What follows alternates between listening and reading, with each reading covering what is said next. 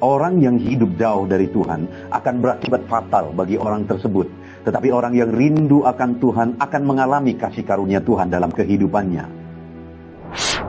Orang Israel adalah umat pilihan Tuhan, saudara. Tetapi sekalipun mereka adalah umat pilihan Tuhan, ada masa-masa kelam dalam hidup mereka. Mereka mengalami penderitaan di dalam pembuangan karena hubungan mereka jauh dari Tuhan. Bagaimana dengan saudara? Saudara sebagai umat Tuhan, apakah saudara sedang hidup dekat dengan Tuhan, ataukah saudara sedang jauh dari Tuhan? Jika sebagai umat Tuhan, saudara mengalami hidup dekat dengan Tuhan, maka saudara akan mengalami campur tangan Tuhan dalam hidup saudara. Bagaimana supaya kita tetap dekat dengan Tuhan, dan apa yang akan Tuhan lakukan ketika kita tetap hidup dekat dengan Dia? Dengarkan terus renungan ini, saudara. Puji Tuhan, saudara bertemu kembali di channel Renungan Harian RPG, Renungan Penyejuk Jiwa. Channel Renungan Harian yang dibuat secara ekspositori, artinya alkitabiah, sistematis, dan gampang untuk dipahami. Apakah saudara rindu setiap hari mendapatkan seri renungan baru dari channel renungan ini? Silakan lihat layar saudara. Kalau tanda subscribe masih berwarna merah, silakan ditekan. Dan tekan juga tanda loncengnya. Maka dengan demikian, setiap hari saudara akan mendapatkan seri renungan baru dari channel renungan ini. Dan saudara akan diingatkan untuk merenungkan firman Tuhan, sehingga saudara akan mengalami janji-janji firman Tuhan. Apakah saudara rindu keluarga saudara dan orang-orang yang saudara kasihi mengalami janji-janji firman Tuhan? Silahkan share renungan ini kepada mereka, saudara. Puji Tuhan, saudara, video ini adalah video pertama, di mana topik yang akan kita renungkan bersama di dalam video pertama ini adalah topik tentang hubungan yang dipulihkan dengan Tuhan. Apakah saudara rindu hubungan saudara dipulihkan dengan Tuhan, dan saudara rindu mengalami campur tangan Tuhan dalam hidup saudara? Bagaimana supaya kita mengalami pemulihan dalam hubungan kita dengan Tuhan, dan apa yang akan Tuhan lakukan dalam hidup kita? Dengarkan terus renungan ini, saudara. Namun sebelumnya, kita akan mendengarkan sebuah lagu penyembahan yang akan memberkati kita semua. Selamat mendengarkan.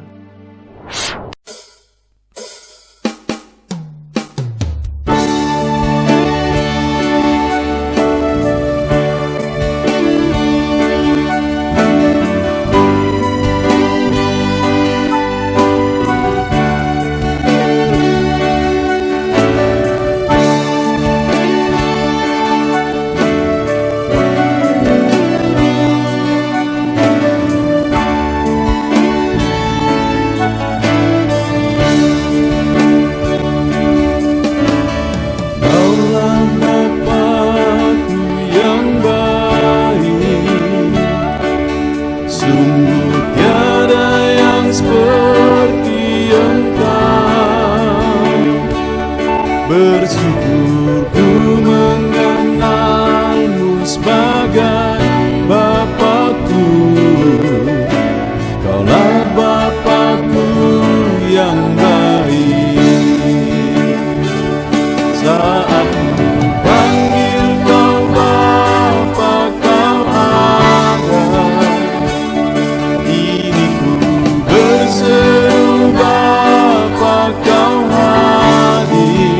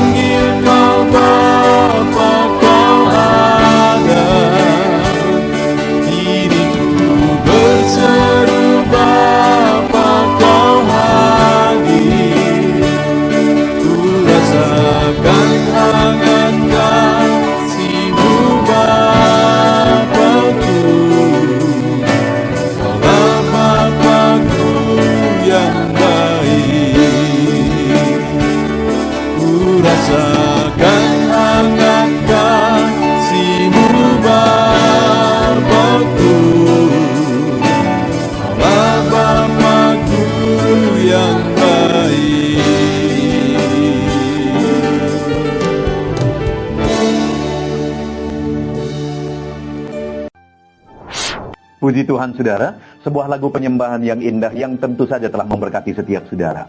Saudara, video ini adalah video pertama di mana topik yang akan kita renungkan bersama di dalam video pertama ini dan 2 video selanjutnya adalah topik tentang hubungan yang dipulihkan dengan Tuhan. Orang yang dalam hidupnya dia mengalami pembaharuan hubungan dengan Tuhan, maka dia akan mengalami campur tangan Tuhan. Apakah saudara rindu hubungan saudara dengan Tuhan dibaharui? Dan apakah saudara rindu Allah campur tangan dalam hidup saudara? Bagaimana supaya hubungan kita dengan Tuhan dibaharui? Dan apa yang akan Tuhan lakukan dalam hidup kita ketika hubungan kita dengan Dia diperbaharui, saudara? Dengarkan terus renungan ini, saudara. Adapun teks firman Tuhan yang akan menjadi dasar bagi kita untuk merenungkan topik tentang hubungan yang dipulihkan dengan Tuhan, itu dari kitab Nabi Yeremia pasal 31, ayat yang pertama sampai ayat yang ke-6. Saya akan membacakan bagi saudara. Demikian firman Tuhan. Perjanjian baru. Pada waktu itu demikianlah firman Tuhan. Aku akan menjadi Allah segala kaum keluarga Israel, dan mereka akan menjadi umatku. Beginilah firman Tuhan. Ia mendapat kasih karunia di padang gurun, yaitu bangsa yang terluput dari pedang itu. Israel berjalan mencari istirahat bagi dirinya. Dari jauh Tuhan menampakkan diri kepadanya. Aku mengasihi engkau dengan kasih yang kekal. Sebab itu aku melanjutkan kasih setiaku kepadamu.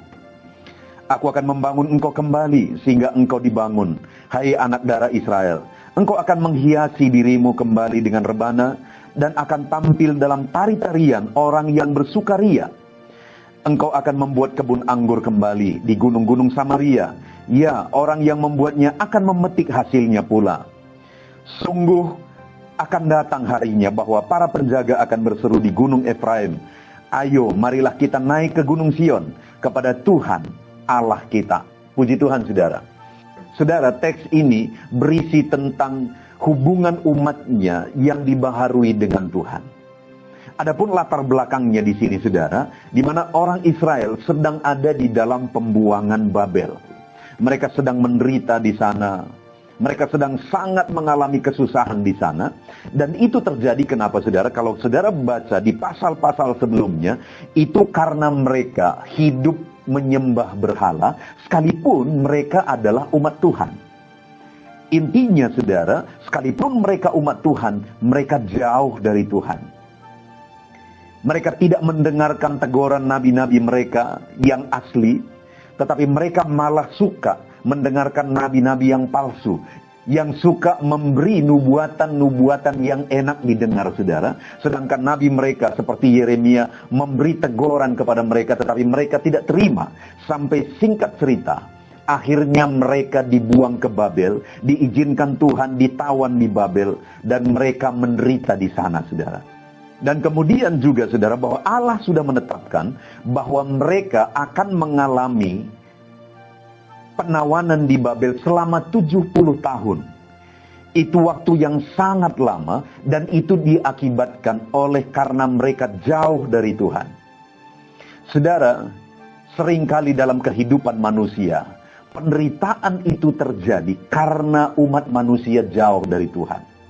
Seringkali orang-orang Kristen mengalami kesusahan dan penderitaan dalam kehidupannya karena mereka jauh dari Tuhan. Dan mereka harus mengalami satu proses untuk mereka sadar bahwa jauh dari Tuhan itu akan mengakibatkan penderitaan. Sama seperti orang Israel.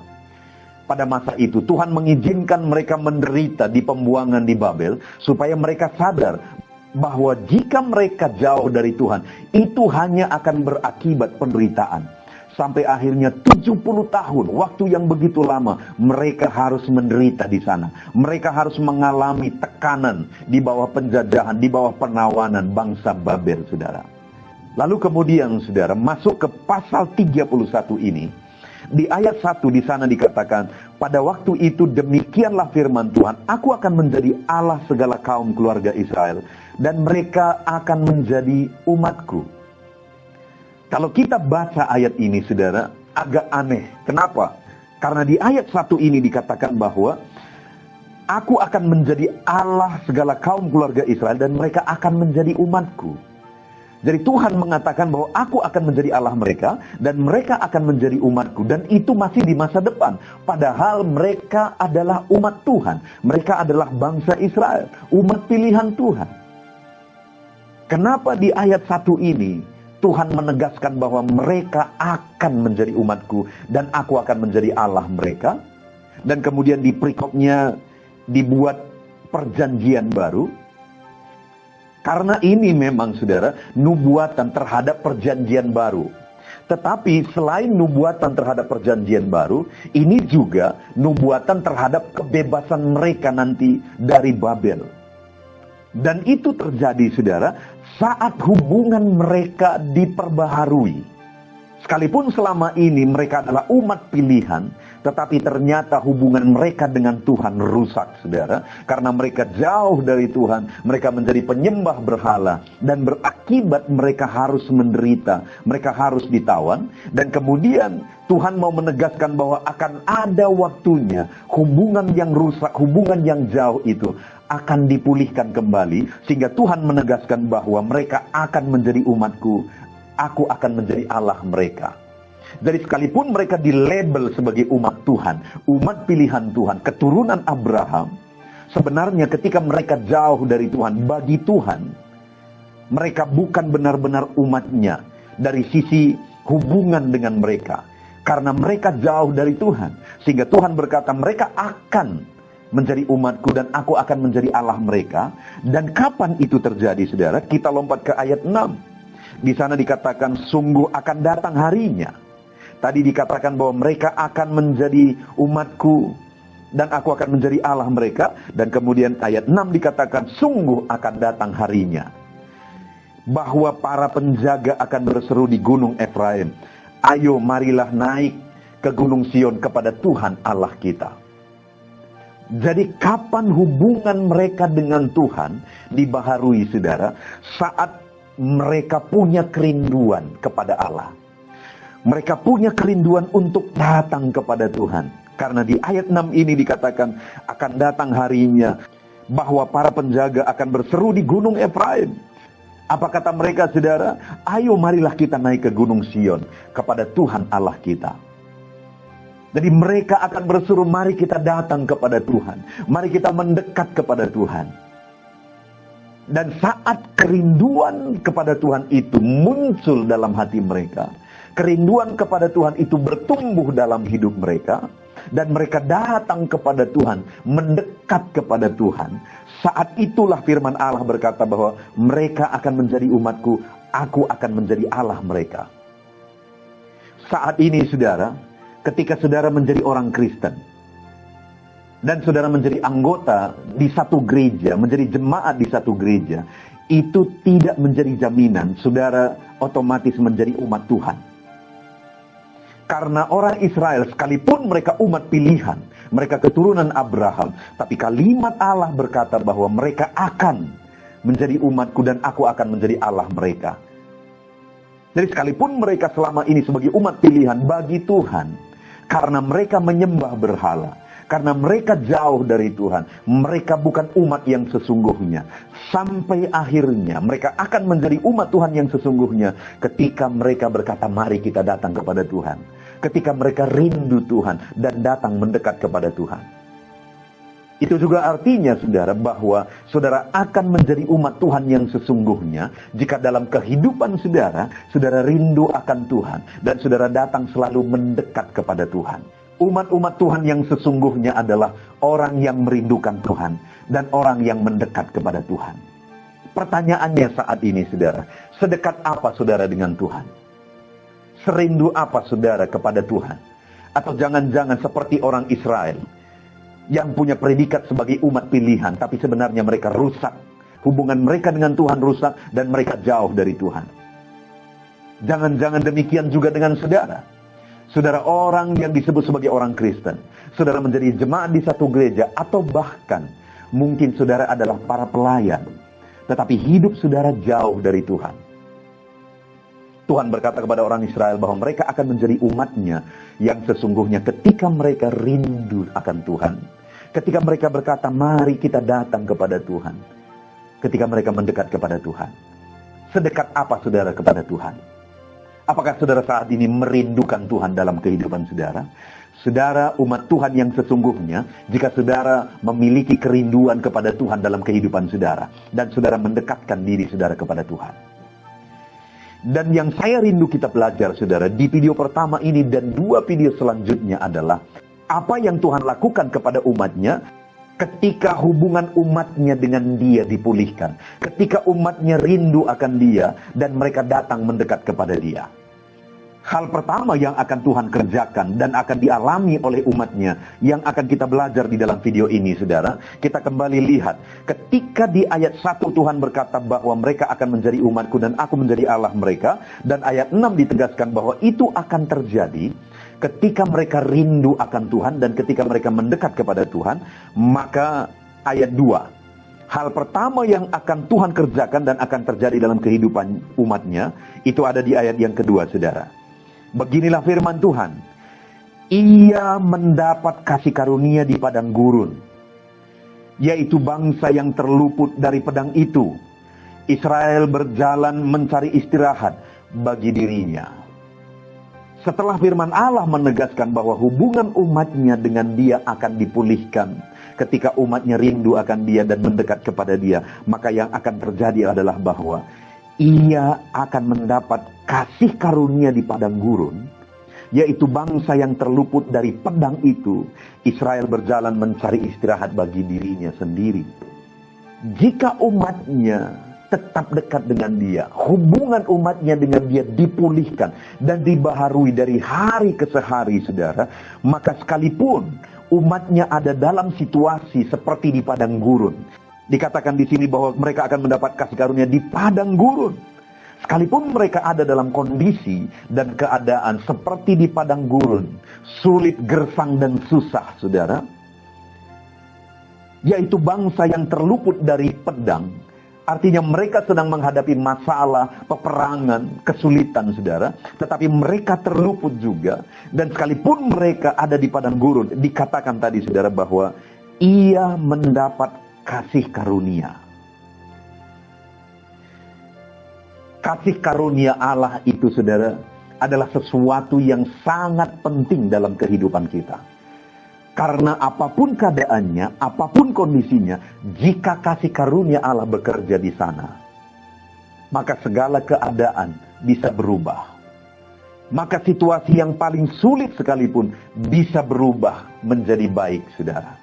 Dikatakan sekalipun umat-umatnya di padang gurun, di sana mereka mendapat kasih karunia, dan sekalipun mereka menghadapi peperangan, mereka akan terluput, bahkan mereka akan mencari istirahat bagi dirinya sendiri.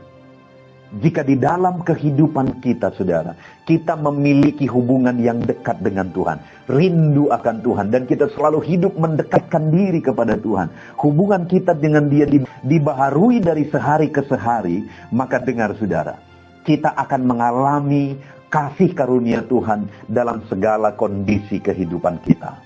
Masalah dalam kehidupan kita, saudara, bukan kesulitan, bukan persoalan, bukan penyakit, bukan kekurangan dan sebagainya. Tetapi masalah dalam kehidupan kita adalah, apakah kasih karunia Tuhan ada bekerja di sana? Karena kalau kasih karunia Tuhan bekerja dalam kehidupan kita, maka penyakit bisa menjadi mujizat, saudara. Kalau kasih karunia Tuhan bekerja dalam kehidupan kita, maka masalah bisa menjadi mujizat. Kekurangan bisa menjadi mujizat. Persoalan bisa menjadi mujizat. Padang gurun sekalipun bisa berubah, saudara, ketika kasih karunia Tuhan bekerja di sana. Yang menjadi masalahnya adalah dalam perjalanan kehidupan kita, kasih karunia Tuhan tidak bekerja di sana. Kalau kita lihat ke dalam Alkitab, saudara, maka kita akan menemukan bahwa orang-orang yang mengalami kasih karunia Tuhan, hal-hal yang luar biasa Tuhan kerjakan dalam hidup mereka. Salah satu contoh misalnya seperti Yusuf. Siapa yang sangka dari penjara Yusuf bisa masuk ke dalam istana? Apa yang membuat itu terjadi, saudara? Hanya karena kasih karunia Tuhan. Siapa sangka Daud yang adalah penggembala dan akhirnya menjadi raja? Padahal abang-abangnya secara fisik, saudara, jauh lebih berpotensi dari dia. Kenapa itu terjadi? Karena kasih karunia Tuhan. Dan di dalam Alkitab begitu banyak orang-orang yang mengalami sesuatu yang luar biasa dalam kehidupannya. Karena kasih karunia Tuhan bekerja di sana, saudara. Itu sebabnya dalam kehidupan ini, yang paling kita butuhkan adalah kasih karunia Tuhan. Tidak masalah apapun kondisi yang saudara alami, tidak masalah apapun keadaan kehidupan saudara. Saudara berasal dari keluarga atau latar belakang yang begitu sulit, begitu susah, dan sebagainya, saudara. Tetapi jika kasih karunia Allah bekerja dalam hidup saudara, maka segala keadaan bisa berubah. Dan di sini ditegaskan oleh firman Tuhan bahwa ketika umatnya mengalami pembaharuan dalam hubungan mereka dengan Tuhan, maka di padang gurun, dalam kondisi sulit, dalam kondisi susah sekalipun, di sana kasih karunia Allah bekerja bagi mereka. Saat ini, saudara, bagaimana keadaan kehidupan saudara? Adakah saudara mengalami keadaan-keadaan sulit dalam kehidupan saudara? Ketika kita mengalami situasi yang sulit, ketika masalah menimpa kehidupan kita, hal pertama yang perlu kita renungkan adalah apakah masalah dan situasi sulit ini diakibatkan oleh karena kita jauh dari Tuhan? Jika itu terjadi karena kita jauh dari Tuhan, saudara, maka saat ini kita perlu mengalami pembaharuan hubungan kita dengan Tuhan. Sama seperti orang Israel, apa yang mengakibatkan mereka tertawan ke Babel? Karena mereka jauh dari Tuhan dan malah mereka menjadi penyembah berhala. Dan akhirnya Tuhan membiarkan mereka terbuang ke Babel, ditawan di Babel. Dan 70 tahun lamanya mereka harus menderita di sana, saudara. Dan kemudian Tuhan berkata bahwa ada waktunya hubungan mereka dengan Tuhan akan dipulihkan. Dan itu terjadi ketika mereka berkata, mari kita datang kepada Tuhan. Dan hari ini, saudara, biarlah kita juga mengoreksi hubungan kita dengan Tuhan. Apapun kondisi kehidupan kita, mari kita lihat apakah kita sedang dekat dengan Tuhan. Adakah satu kerinduan dalam kehidupan kita untuk selalu dekat dengan Tuhan? Dan kalau kita selalu rindu dekat dengan Tuhan, dan hubungan kita dari hari ke hari dibaharui dengan Tuhan, maka sekali lagi hal pertama yang akan kita alami dalam kehidupan kita, kita akan mengalami kasih karunia Tuhan. Sekalipun kita kadang-kadang diizinkan untuk mengalami padang gurun, sekalipun kita kadang-kadang diizinkan untuk mengalami situasi-situasi yang sulit, kita akan mengalami kasih karunia Tuhan di sana jika hubungan kita tetap dekat dengan Tuhan. Itu sebabnya saat ini, saudara, melalui renungan ini, kita diingatkan oleh firman Allah.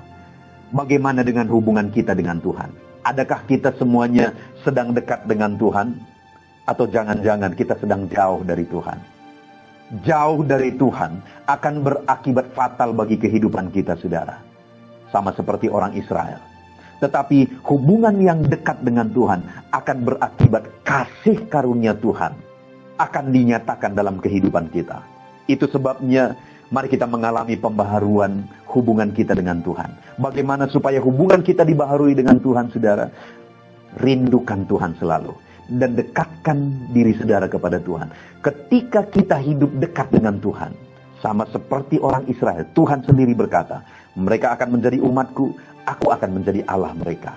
Biarlah dalam kehidupan saudara, saudara mengalami pembaharuan dalam hubungan saudara dengan Tuhan hari demi hari, dengan cara saudara selalu rindu akan Tuhan dan mendekatkan diri saudara kepada Tuhan. Maka dengan demikian, saudara akan mengalami kasih karunia Tuhan dalam segala kondisi dan keadaan kehidupan saudara. Puji Tuhan, saudara, kita bersyukur buat firman Tuhan. Alamilah kasih karunia Tuhan dalam hidup saudara, apapun kondisi hidup saudara. Dengan saudara mendekatkan diri saudara kepada Tuhan, dengan mengalami pembaharuan hubungan yang semakin baru hari demi hari dengan Tuhan. Kita bersyukur buat firman Tuhan, saudara. Jadilah pelaku firman Tuhan dan alami janji-janji firman Tuhan dalam kehidupan saudara. Mari kita berdoa. Terima kasih Bapa di sorga, saat ini Tuhan kami sungguh bersyukur buat firman-Mu. Firman-Mu mengingatkan kami untuk kami mengalami pembaharuan dalam hubungan kami dengan Tuhan. Ajar kami selalu merindukan Engkau dan selalu mendekatkan diri kami kepada Tuhan.